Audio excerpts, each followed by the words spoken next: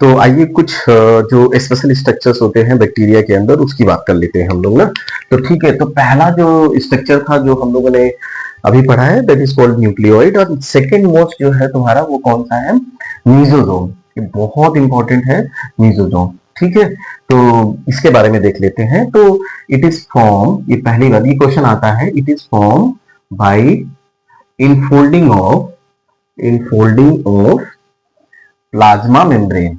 ठीक है, plasma membrane. ठीक है, जिसको प्लाज्मा मेम्ब्रेन किसने वर्ड दिया था ये आप लोगों को पता है, स्वान ने बोला था इसके बारे में। ठीक है, plasma membrane, infolding of plasma membrane. मैंने बताया था कि ऐसे इनफोल्ड कर जाता है, ये इनफोल्ड करके बनाता है। तो जो इनफोल्ड है वही इसी को हम लोग क्या बोलते हैं? मीजोजोम बोलते हैं। तो एक बात तो क्लियर हो गई कि जो मीजोजोम है वो किसका है? Infolding of the plasma membrane या सेल मेम्ब्रेन। कल को तुमसे कोई क्वेश्चन पूछता है कि बताओ मीजोजोम कौन बनाता है, तो कौन बनाता है? मेम्ब्रेन। इसका मतलब हुआ कि मीजोजोम, जो बच्चे कंफ्यूज होते हैं, mesosome is not a cell organelle, not a cell organelle. ठीक है, ये सेल ऑर्गेनेल नहीं है, ये भी कंसेप्ट आप क्लियर कर लीजिए कि मीजोजोम सेल ऑर्गेनेल नहीं है। अब दूसरा, बहुत क्वेश्चन बच्चे मुझसे पूछते हैं, इनफोल्डिंग अकर टुवर्ड्स साइटोप्लाज्म, टुवर्ड्स साइटोप्लाज्म। ठीक है, साइटोप्लाज्म की तरफ होता है। ये भी बच्चे बहुत कंफ्यूज होते हैं, साइटोप्लाज्म की तरफ इनफोल्डिंग होती है। ये क्या कर देता है? It increase surface area, it increase surface area for the cellular activity. मैं लिख देता हूं सेलुलर एक्टिविटी, सेलुलर एक्टिविटी के लिए ये सरफेस एरिया को इंक्रीज कर देता है। टू द पॉइंट हम कंसेप्ट की बात करेंगे, इधर उधर की बातें नहीं करेंगे, सीधा कंसेप्ट की बात करेंगे। तो एक बैक्टीरिया के अंदर एक बहुत अच्छा स्ट्रक्चर होता है, मीजोजोम होता है। ऐसा बोलते हैं कि ग्राम पॉजिटिव में बहुत ज्यादा डेवलप होता है। ठीक है, मीजोजोम, बट वो हमारे नीट पॉइंट ऑफ व्यू से इतना इंपॉर्टेंट नहीं है। तो मीजोजोम क्या होता है? It is form by the infolding of the plasma membrane towards the cytoplasm. ठीक है, इंक्रीज कर देता है surface area for the cellular activity. अभी मैं कुछ बताऊंगा। फिर क्या होता है कि ये जो इनफोल्डिंग होती है, तो ये इनफोल्डिंग कहां होती है? टुवर्ड्स द साइटोप्लाज्म, साइटोप्लाज्म की तरफ होती है इंक्रीज। It contains enzymes. ठीक है, एंजाइम्स विच हेल्प, अब ऐसे याद रख लो, विच हेल्प इन, तो ऐसे ऐसे कंसेप्ट बना लेते हैं ना, ट्रिपल आर, ऐसे ट्रिपल आर लिख देते हैं। ठीक है, तो पहला जो पॉइंट है वो बहुत इंपॉर्टेंट है, रेस्पायरेशन। ठीक है, रिप्रोडक्शन,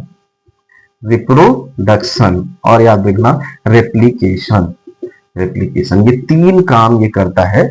मोस्टली लोग जो फोकस करते हैं इस पे काम करते हैं। So it is also called analogous to human mitochondria, यहां तक ही तुमसे क्वेश्चन पूछा जाएगा, इतना ही सफिशिएंट है, इससे आपका काम हो जाएगा। ठीक है कि नहीं?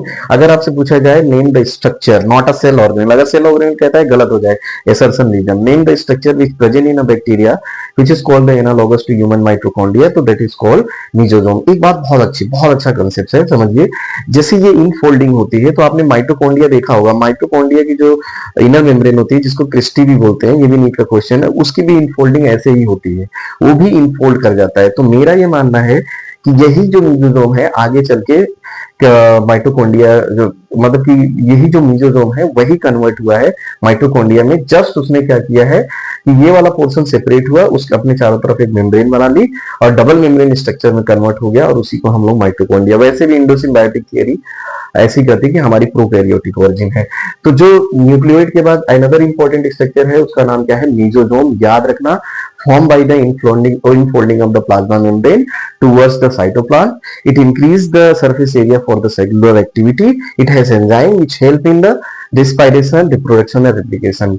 गारंटी के साथ है कि इससे ज्यादा तुम्हें नहीं पूछेगा, इतना ही तक नीट में आएगा और तुम कोई भी क्वेश्चन कर लोगे। बट ध्यान रखना कि क्या ये सेल ऑर्गेनेल है? तो ये सेल ऑर्गेनेल नहीं है, जस्ट एक इनफोल्डिंग है।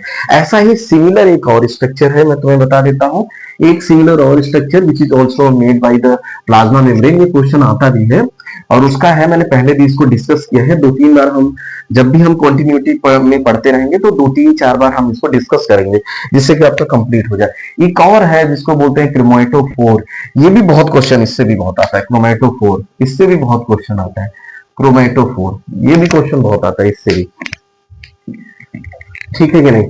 तो ये क्या, ये भी it is also form by the, ठीक है, by the infolding of plasma membrane, याद रखना, infolding of plasma membrane, plasma membrane, ठीक है, ये भी उसी का है, ठीक है। इट हैज पिगमेंट, अब देखो उसके पास रिस्पायरेटरी एंजाइम है तो वो रिस्पायरेशन कर रहा है, इट हैज पिगमेंट्स, ठीक है, it has pigment, so perform करता है ये क्या, परफॉर्म फोटोसिंथेसिस, फोटोसिंथेसिस। अब ये होता है फोटोसिंथेसिस, एक बहुत इंपॉर्टेंट कंसेप्ट मैं तुम्हें बता रहा हूं।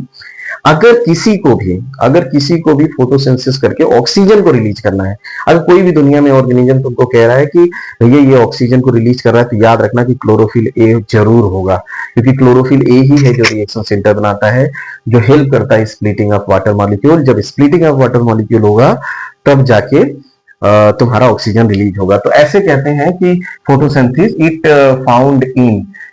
Found in blue green algae, जिसको हम लोग क्या बोलते हैं, साइनोबैक्टीरिया भी बोलते हैं, ठीक है। और याद रखना रिलीज करती हैं 23% ऑक्सीजन ऑफ अर्थ का जो 23% ऑक्सीजन ये होता है, जबकि अमेजोन फॉरेस्ट है वो 90 to 20% करता है, 19 to 20%, जबकि ये उससे ज्यादा करती है। ओवरऑल जो एल्गी होती है वो मोर देन 50% कहते हैं, हाफ ऑफ द ऑक्सीजन जो अर्थ पे प्रोड्यूस हो रहा है that is produce by the algae. तो बहुत इंपॉर्टेंट है कि साइनोबैक्टीरिया, इसका मतलब हुआ कि जो साइनोबैक्टीरिया होते हैं, cyanobacteria they perform photosynthesis and release oxygen, याद रखना। इसका मतलब है, सीधा सीधा कंसेप्ट ये कहता है, it has pigment, एक पिगमेंट क्लियर लिख लो, that is called chlorophyll A, ठीक है कि नहीं, ये बहुत इंपॉर्टेंट है। अगर क्लोरोफिल बी लगाओगे ना तो वो ब्लू मतलब ग्रीन प्लांट हो जाएंगे, ठीक है, एंजियोस्पर्मिक प्लांट्स हो जाएंगे। तो इसमें क्लोरोफिल ए होता है, क्योंकि क्लोरोफिल ए रिएक्शन सेंटर बनाता है, जो कि स्प्लिटिंग ऑफ वाटर मोड या फोटोलिसिस ऑफ वाटर करता है, जिससे ऑक्सीजन रिलीज होता है। तो यहां तो हमारा बस हमको ये कंसेप्ट होना चाहिए कि जो हमारा ये क्रोमेटोफोर है, क्रोमेटोफोर, ठीक है कि नहीं, ये हमारा जो क्रोमेटोफोर है वो ब्लूबेरी एल्गी में है, और वो किसके लिए रिस्पॉन्सिबल है, फॉर द फोटोसिंथेसिस के लिए रिस्पॉन्सिबल है। It is also form by the infolding of the membrane, ठीक है, प्लाज्मा मेम्ब्रेन का ये भी स्ट्रक्चर है। तो दो प्लाज्मा मेम्ब्रेन के स्ट्रक्चर्स हो गए, और मैंने बता दिया, कभी तुम्हें पूछे तो कभी मत कहना कि ये लोग सेल ऑर्गेनल है, they are just structure of plasma membrane, ठीक है। नेक्स्ट इंपॉर्टेंट स्ट्रक्चर की हम बात कर लेते हैं, ठीक है, वो भी बहुत इंपॉर्टेंट है, उससे भी कंसेप्ट वाइज बहुत इंपॉर्टेंट है वो, ठीक है। तो हम लोग अब बात कर लेते हैं राइबोसोम की, तो राइबोसोम क्या होगा, 70S टाइप का होगा, 70S टाइप का होगा। एस सेडबर्ग यूनिट होता है, वो आगे हम भी जाके देखेंगे। तो ये जो 70S होता है बच्चों, ये कन्वर्ट होता है 50 and 30S में, ये भी याद रखना। ये होती है लार्ज सब यूनिट, और ये होती है स्मॉल सब यूनिट, ये है, ठीक है कि नहीं। अब तो ये हुआ कि बैक्टीरिया के अंदर जो राइबोसोम होता है, which is also called the factory of the protein, ठीक है, वो 70S टाइप का होता है, ठीक है। अब ये करता है इट फॉर्म, जब ये कॉन्सेप्ट याद रखना, इट फॉर्म पोलीसोम या पोलीराइबोसोम राइबोसोम। एक नाम और मैं तुम्हें बता देता हूं, या इसी को बोलते हैं अर्गोसोम, ठीक है, ये भी नाम याद कर लीजिए, अर्गोसोम, ये तीन होता है। बहुत इंपॉर्टेंट कंसेप्ट है, याद रखिए। एक लाइन में खींच दे रहा हूं, ये mRNA है। अब पूछता है कितना mRNA होता है, तो ये सिंगल mRNA, एक सिंगल mRNA है, उससे बहुत सारे राइबोसोम अटैच है, ठीक है, ऐसे बहुत सारे राइबोसोम अटैच हैं। ये क्वेश्चन आता है कि क्या प्रोकैरियोट पॉलीसोम बनाता है, तो यस, प्रोकैरियोट और यूकैरियोट दोनों ही पॉलीसोम बनाते हैं, ये क्वेश्चन आता भी है, तो ये कंसेप्ट याद रखिएगा। तो ये हो गया हमारा पॉलीसोम, ठीक है, ये हो गया हमारा पॉलीसोम। ये सब तुम्हारे कौन है, राइबोसोम्स है, राइबोसोम्स। तो आप अगर आप ऐसे लिखो, तो अगर फॉर्मूला के फॉर्म में लिखोगे तो पॉलीसोम पोलीसोम इक्वल टू होगा मेनी राइबोसोम प्लस 1 mRNA। बस यही क्वेश्चन पूछेगा, घुमा घुमा के तुमसे पूछेगा कितना mRNA होगा, कितना राइबोसोम्स होंगे, तो बहुत क्लियरली पता चल जाएगा। तो पोलीसोम होता है, और यू नो कि ये किसके लिए रिस्पॉन्सिबल है, प्रोटीन सिंथेसिस के लिए, प्रोटीन सिंथेसिस के लिए, क्योंकि राइबोसोम क्या होता है कि फैक्ट्री ऑफ द प्रोटीन है।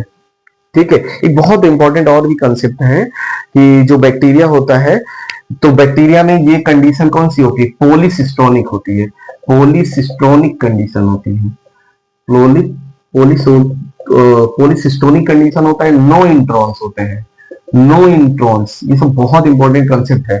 No introns, no split gene mechanism, split gene mechanism, gene mechanism. ठीक है, जेनेटिक्स में मैं तुम्हें पढ़ाऊंगा। इट हैज क्या होता है, ओपेरॉन सिस्टम, ओपेरॉन सिस्टम। तो अगर आप कल को आपसे पूछा जाता है, थोड़ा सा जेनेटिक मटेरियल की बात किए थे, उस समय करना चाहिए था, बट यहाँ पे देख लीजिए, ये पोलीसोम है जो कि प्रोटीन सिंथेसिस के लिए होगा। पोलीसोम प्रोटीन सिंथेसिस, पॉलीसिस्टोनिक कंडीशन, ऐसे याद रखना, पॉलीसिस्टोनिक कंडीशन, पी से पॉलीसिस्टोनिक कंडीशन, पी से प्रोकैरियोट। तो पॉलीसिस्टोनिक कंडीशन किसमें हो जाएगा, प्रोकैरियोट में। थोड़ा सा अगर आप लॉजिकली देखेंगे ना, तो आपको चीजें बहुत जल्दी याद हो जाएंगी, फिर आप भूल नहीं पाओगे। ठीक है कि नहीं।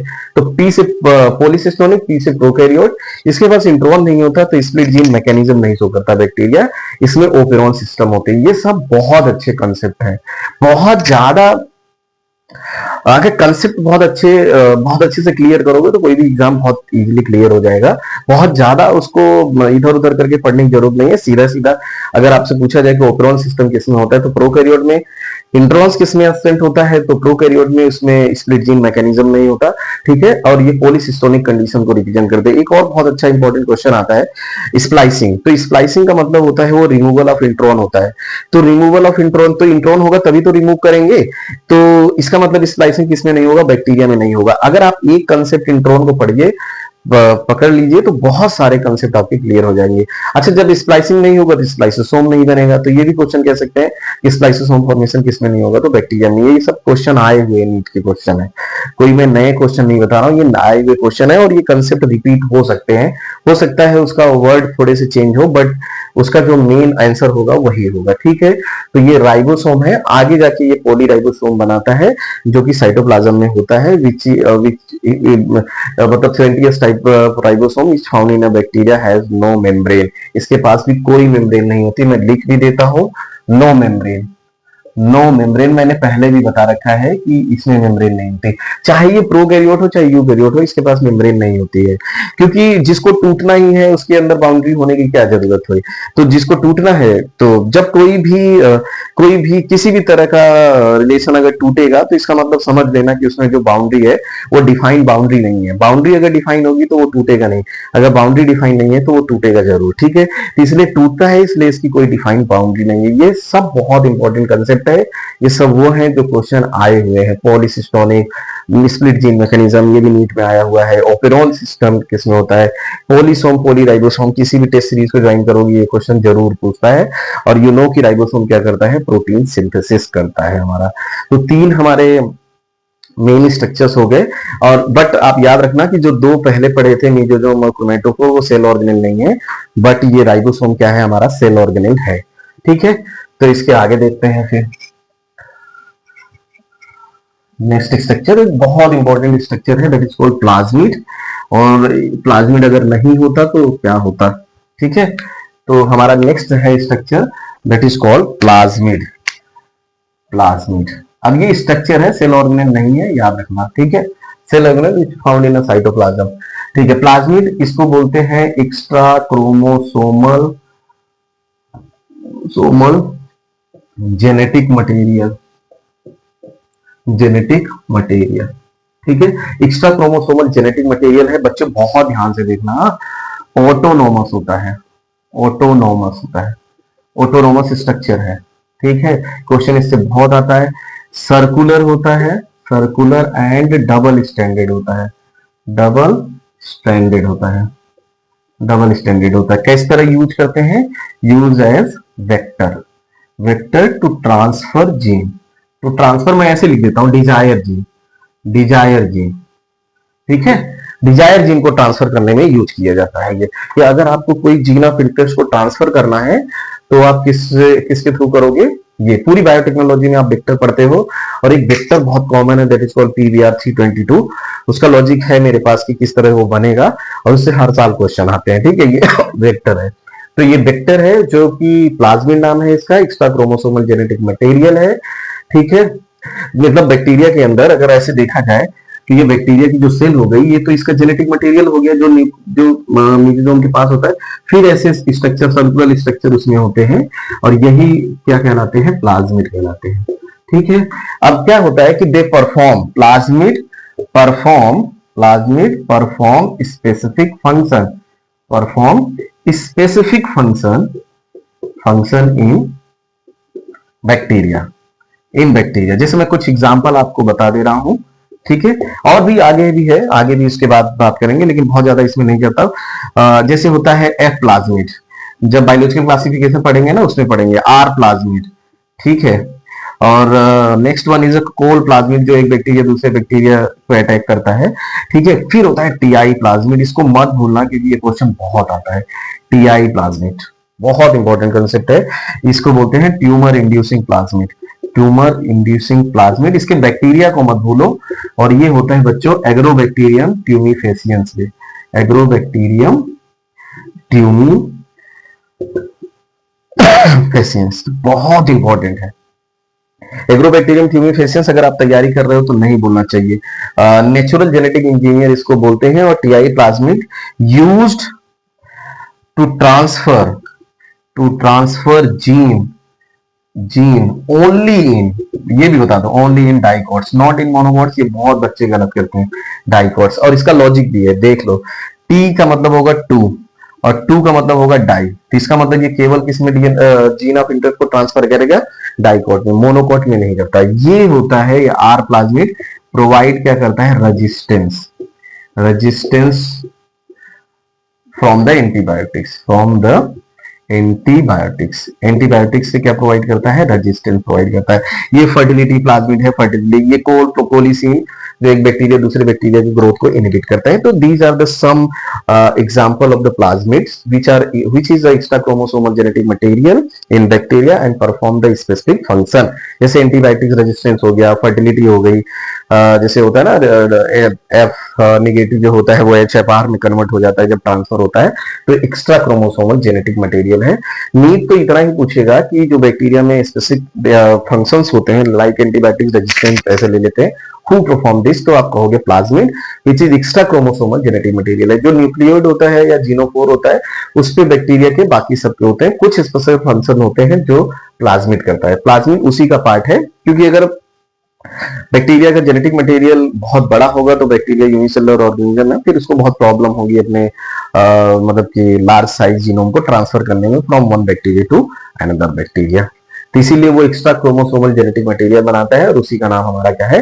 प्लाज्मिड है। और नंबर क्या हो सकता है? Number of plasmid in per cell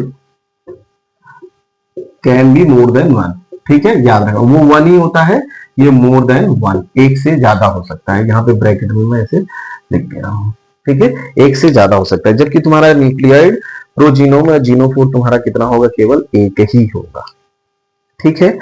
तो ये हमारे वो स्ट्रक्चर्स थे जो कि साइटोप्लाज्म में होते हैं, या बैक्टीरिया के फंक्शन को परफॉर्म करने के लिए रिस्पॉन्सिबल होते हैं, ठीक है। प्लाज्मिड को मत भूलना, डबल स्टैंडर्ड होता है, सर्कुलर होता है, ऑटोनोमस स्ट्रक्चर होता है। ये क्वेश्चन आता है, ये बार बार इधर उधर घुमा के पूछेगा। अब हमारा नेक्स्ट स्ट्रक्चर है, that is called inclusion bodies, ठीक है। तो इन बैक्टीरिया मैं अपनी लैंग्वेज में लिख देता हूं, in bacteria drop like structure found in cytoplasm, या scattered in structure found in cytoplasm,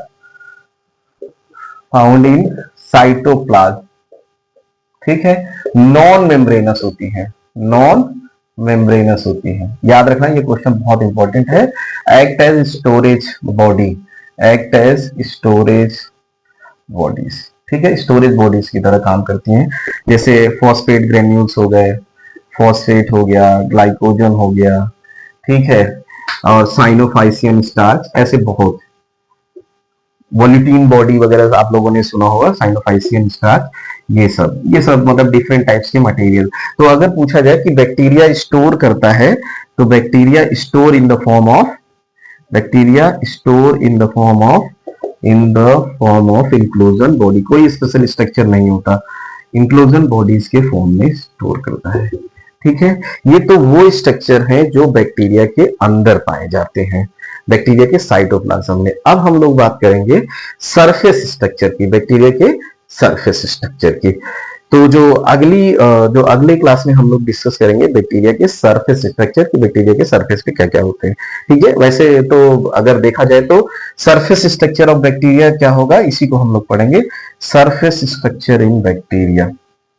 in bacteria तो हमारा 3 है, वो बहुत इंपॉर्टेंट है। एक होता है फ्लैजिला, ठीक है, फिर होता है पाइलाई, ठीक, और फिर क्या होता है, फिम्ब्री होता है। ये तीनों स्ट्रक्चर है। ऐसे ही बता दूं, ये अटैचमेंट के लिए होता है, अटैचमेंट के लिए होता है। ये कंजुगेशन ट्यूब बनाता है, कंजुगेशन ट्यूब बनाता है। और इसको डिटेल में पढ़ेंगे, ये किसके लिए होता है, मूवमेंट के लिए होता है। ये किसके लिए होता है, मूवमेंट के लिए होता है। और इस फ्लैजिला के 3 पार्ट होते हैं, आगे भी हम लोग अभी डिटेल में जब पढ़ेंगे तो पढ़ेंगे। Filament, filament, hook and basal body. फिर उसके बाद होता है, क्या होता है, बेसल बॉडी। ये 3 पार्ट होते हैं। और ये बच्चों क्या होता है, उसका लॉन्गेस्ट, मैं सीधा सीधा आपको क्वेश्चन का आंसर ही बता दे रहा हूं कि जो फिलामेंट होता है वो जो होता है वो लॉन्गेस्ट पार्ट होता है फ्लैजिला का। तो ये 3 सरफेस स्ट्रक्चर्स होते हैं जो बैक्टीरिया में आते हैं। याद रखना, ये अटैचमेंट है तो केवल अटैचमेंट में याद रखना, ये कंजुगेशन ट्यूब बनाएगा। और ये फ्लैजिला किसके लिए होता है, मूवमेंट के लिए होता है। इसमें जो माइक्रोट्यूब्यूल प्रोटीन होता है वो 9+0 का अरेंजमेंट होता है।